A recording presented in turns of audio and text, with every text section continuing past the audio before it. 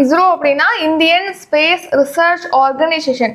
அதுதான் நம்ம என்னன்னு சொல்றோம், ஷார்ட்டா இஸ்ரோ அப்படின்னு சொல்லிட்டு சொல்றோம், இந்திய விண்வெளி ஆராய்ச்சி நிறுவனம்.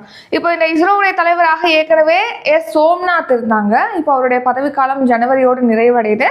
ஸோ அதை அடுத்து புதிய தலைவராக தமிழ்நாட்டை சேர்ந்த வி நாராயணன் இப்போ நியமிக்கப்பட்டிருக்காங்க.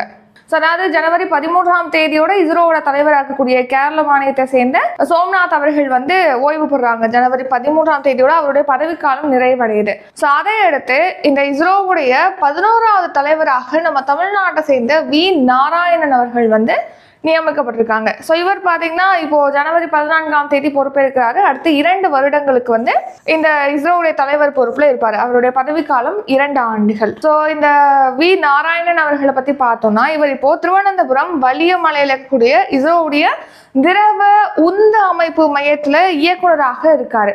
ஸோ இதை அடுத்து இப்போ தலைவராக நியமிக்கப்பட்டிருக்காரு. இஸ்ரோவுடைய தலைவராக GSLV Mark 3 வகை ஏவுகணைக்கான ஒரு என்ஜின், கிரையோஜெனிக் என்ஜினை தயாரிக்கிறதுல இவர் முக்கிய பங்காற்றிருக்காரு, உருவாக்குனதுல அப்படின்னு சொல்லிட்டு தெரிவிச்சிருக்காங்க. CE-20 அப்படிங்கிற கிரையோஜெனிக் என்ஜினை உருவாக்குறதுக்கு ஒரு முக்கியமான பங்களிப்பை இவர் ஆற்றிருக்காரு நாராயணன். இவர் தமிழ்நாட்டை சேர்ந்தவர்.